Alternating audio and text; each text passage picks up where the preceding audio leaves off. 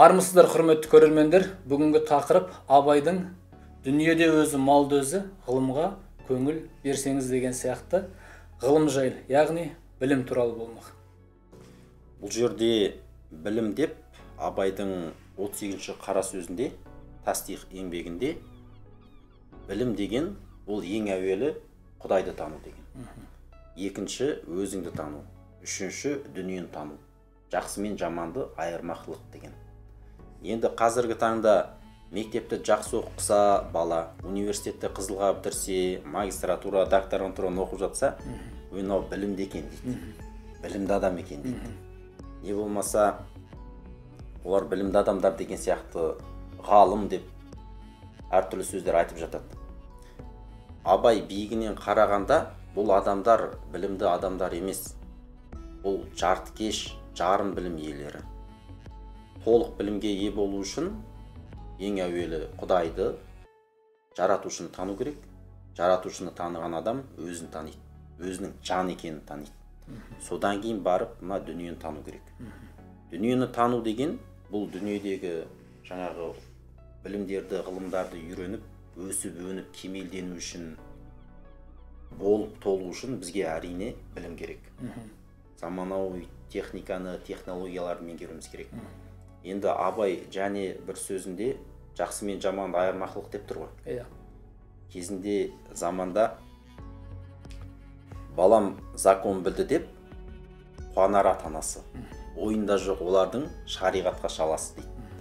Сонда менің балам закон біледі, университетте оқып жатыр деп ата-анасы қуанады деген. Дүниенің білімін біледі дейді. Бірақ ойында жоқ олардың шариғатқа шаласы деп, шариғат деген ол Құдайдың заңы ғой.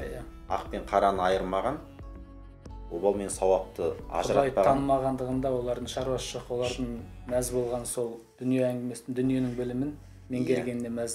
Бір қағаз алғанын, диплом алғанын бір абырой санап тұр. Енді бұл жерде біз оны оқымау керек деп айтып отырған жоқпыз. Себебі Абай дүниенің ғылымын білмей қалмақтық бір үлкен зарарлы надандық деген. Сондықтан надан болу бұл өте қасірет адам үшін. Надандық, білімсіздік деген. Бірақ бұл жартыкеш білім, толық білім иесі, жаңа осы үш білімді де меңгерген жанды толық білімді деп атасақ болады.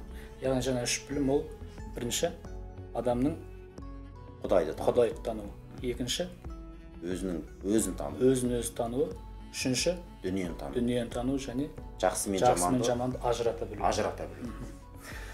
Енді Абай 38-ші қара сөз, яғни өзінің тастиқат еңбегінде адамның адамдығы ең әуелі ақыл, білім деген нәрселермен дейді.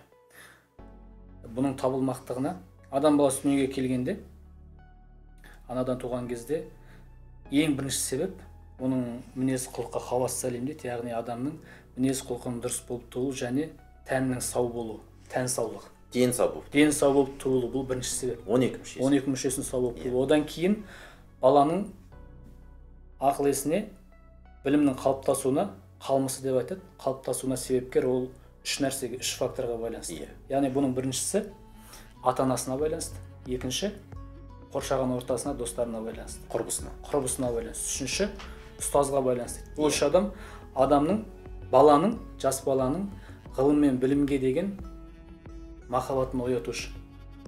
Соны көмектесетін, жол сілтейтін, былайша айтқан кезде өздерінің септігін тигізетін ең алғашқы адамдар осылар. Баланың білімді үйренсем, білсем деп талаптануы, яғни талап пен ұғым екеуі де махаббаттан шығады. Білімді үйренуге ең әуелі махаббат керек. Кез келген іске махаббат керек. Әуел бастан бала ғылым мен білімді өзден таппайды. Оған ең басында зорлықпен немесе алдаумен үйрету керек. Қашан бір бала ғылым мен білімді махаббатпен көксерлік болса, сонда ғана оның аты адам болады. Махаббатпен көксерлік болу. Сол кезде ғана оның аты адам болады. Енді бұл жерде бір ақша табу үшін, бір мансапқа жету үшін емес дейді. Бұл жерде махаббатпен көксерлік болса, сол кезде ғана оның аты адам болады. Енді ақыл деген сөздің мағынасын ашатын болсақ, шәкәрім атамыз тапқыш ой ғой ақылдың мағынасы дейді. Түбі жүрек болады, мида басы дейді. Керемет. Бұл жерде енді ол кісі ақылды сипаттап тұр. Ақыл деген не? Не нәрсе? Ақыл деген ол тапқыш ой дейді. Креативті ой. Тапқыш ой ғой ақылдың мағынасы. Түбі жүрек болады, мида басы. Ақылдың өлшемі қай жерде болады? Енді мен бір нәрсе айта кетейін, мына қазіргі батыста әртүрлі психологтар, мотиваторлар жетістікке жету керек, бай болу туралы айтып жатыр ғой. Бірақ олар бастағы рационалды ақыл дейді, оны суық ақыл дейді абай айтады. Соны ғана қолданып, жаңағыдай осы материалды әлеммен ғана шектеліп жатады да. Олар жаңағыдай Құдай мен жан екенін білмей, танымай жатып. Мүмкін танитын да шығар. Бірақ көбінесе айтатын сөздері осы материалдық әлеммен ғана шектеліп жатады да. Фәни әлемде. Сонда біздің бабаларымыз екі білімді де айтты. Бастағы білім, жүректегі ілімді. Жүректегі ілімді айтып отыр. Жүректегі ілімді. Жүректегіні ілім деп айтады. Бастағыны білім деп айтады. Өйткені біздің басымыздағы білім ол заттық әлемдегі, яғни фәни әлемдегі білім. Материалдық. Ал жүректегі ілім ол рухани әлеммен байланысты. Баста жаңағыдай білім, ақпарат, информация. Иә. Ғылым немесе білім Алланың бір сипаты. Оған ғашықтықтың өзі хақлық һәм адамдықтыр дейді. Яғни білімге ғашық болсаң, оның өзі шындық, оның өзі адамдықтың белгісі дейді. Сондықтан әрбір адам өзінің білімін, рухын шыңдау керек. Сөз соңында абайдың адам бір боқ көтерген боқтың қабы, боқтан сасық боларсың өлсең тағы. Менімен сен тең бе деп мақтанасың, білімсіздік белгісі ол баяғы.